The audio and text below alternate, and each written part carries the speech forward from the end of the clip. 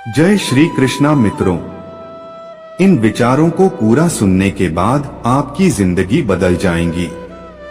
मनुष्य का भाग्य कब लिखा जाता है?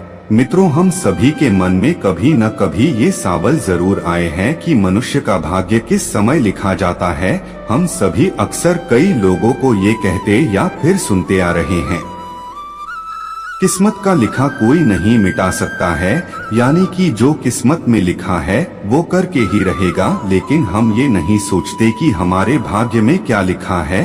अगर भाग्य पहले से तय हो जाता है तो क्या कर्म से भाग्य बदला जा सकता है? जो भी व्यक्ति इस धरती पर जन्म लेता है उसका भविष्य पहले से ही लिखा जाता है। मनुष्य का जन्म कब होगा, कहाँ होगा और उसके जीवन में क्या क्या समस्या आएंगे। कहते हैं ये विधि का विधान है और इसे छाकर भी नहीं बदला जा सकता है। लेकिन ऐसे नहीं है, क्योंकि त्रेता युग और द्वापर युग में कई ऐसे लोग थे जो राक्षस कुल के होते हुए अपने कर्मों से मोक्ष को प्राप्त किया थे। इसी प्रकार हर प्राणी का भाग्य पहले से ही लिखा होता है। हम सभी इस सृष्टि में हो रही नाटक के छोटे छोटे पात्र हैं, जिनका जन्म किसी न किसी उद्देश्य से इस संसार में हुआ। लेकिन इस कलयुग में ये भी पूर्ण सत्य नहीं है। आपका भाग्य आपके कर्म पर आधारित है। अब दोस्तों, आपने ये कहावत तो सुनी होगी कि आप जो बोते हैं वही पाते हैं। अगर आप अच्छे और नेक काम करते हैं तो आपके साथ हमेशा अच्छा ही होता है। लेकिन अगर आपने जीवन में हमेशा बुरे काम ही किए हैं, संभवतः इसका दुष्प्रभाव आपको इसी जन्म में देखने को मिलेगा। कुछ लोग मानते हैं कि भाग्य जन्म से पहले ही तय हो जाता है, तो कुछ मानते हैं कि यह हमारे कर्मों और विचारों से निर्धारित होता है। कुछ लोग ईश्वर को भाग्य का लेखक मानते हैं, तो कुछ लोग मानते हैं कि ग्रह नक्षत्रों का प्रभाव भाग्य पर पड़ता है।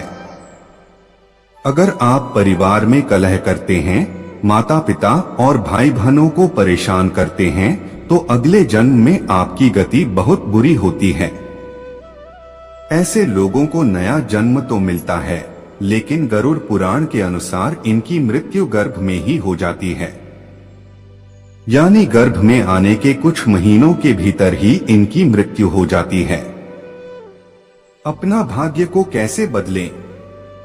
अपना भाग्य को बदलने के लिए भगवान को याद करते हुए अपना कर्म करते रहना चाहिए, जिससे आपकी किस्मत चमकने की संभावना बनी है। हम कर्म योग के पुरुष और इसका प्रबंधकमान है, इसलिए हमें अपनी कर्म निरंतरण सही दिशा में करते रहना चाहिए और बाकी का काम हमारे भगवान खुद देख लेगा। यानी बिना कर्म किए हमें जीवन में कुछ भी नहीं मिल पाता। इसलिए हमारे धर्म ग्रंथों में धर्म कर्म और पुण्य कर्म करने की प्रेरणा दी गई है, क्योंकि यही एकमात्र रास्ता है जो हमें जन्म और मृत्यु के चक्र से बाहर निकाल सकता है। अनाथ बुरे कर्म करने वाले लोगों को भगवान के चरणों में कभी भी जगह नहीं मिलती है। इस संसार में जितना भी कुछ है और हम इसे पाना चाहते हैं तो प्राप्त कर सकते हैं, लेकिन जो कर्महीन अर्थात प्रयास नहीं करते उन्हें जिंदगी में कभी भी कुछ हासिल नहीं कर सकते हैं। मनुष्य का भाग्य कब लिखा जाता है? गरुड़ पुराण मनुष्य का भाग्य उसके कर्म पर निर्धारित करता है कि उसके भाग्य कब लिखा जाएगा। हम उम्मीद करता हूँ ये जानकारी आपको पसंद आई होगी, तो आपने दोस्तों के साथ शेयर करना ना भूले। जो व्यक्ति महिलाओं को प्रताड़ित करते हैं, उन पर हाथ उठाते हैं, उनका अगला जन्म कई समस्याओं से भरा रह सकता है। ऐसे लोग बीमारियों और त्वचा रोगों से पीड़ित हो सकते हैं।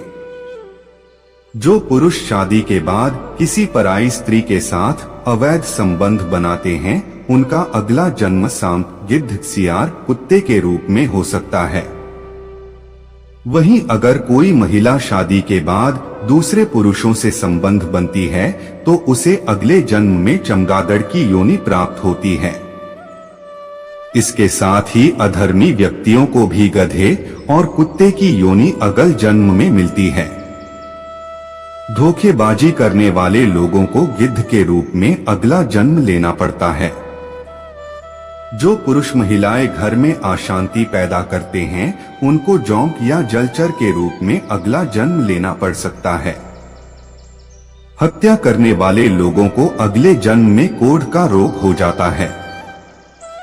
जो भ्रूण हत्या करते हैं, गुरु का अपमान करते हैं, उन्हें अगले जन्म में चांडाल बनना पड़ता है। ऐसे लोगों को अगले जन्म में कई परेशानियां झेलनी पड़ सकती हैं। जो लोग सच्चाई के मार्ग पर चलते हैं, दूसरों की सहायता करते हैं, धर्म के अनुसार चलते हैं, उनका जन्म एक योग्य व्यक्ति के रूप में होता है। अंतिम समय में जो लोग ईश्वर का ध्यान करते हैं उनको मुक्ति प्राप्त होती है। ऐसे लोग जन्म मरण के चक्र में फिर नहीं फंसते। वहीं धर्म के विपरीत चलने वाले, ईर्ष्या द्वेष रखने वाले लोगों को अगले जन्म में गिद्ध की योनि मिलती है। किसी के खिलाफ झूठी गवाही देने वाले लोगों को अगले जन्म में अंधा बनकर पैदा होना पड़ता है।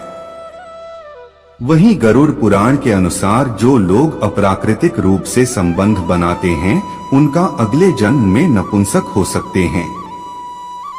ऐसा माना जाता है कि मृत्यु के बाद 13 दिनों तक मृत व्यक्ति की आत्मा घर में ही रहती है। ऐसे में इन 13 दिनों में अगर घर में गरुड़ पुराण का पाठ किया जाए तो मृत व्यक्ति की आत्मा को मोक्ष की प्राप्ति होती है। इंसान अपना भाग्य अपनी मेहनत और ईमानदारी से बदल सकता है। भाग्य बदलने के लिए मन पर नियंत्रण के साथ साथ कठोर कर्म की जरूरत होती है।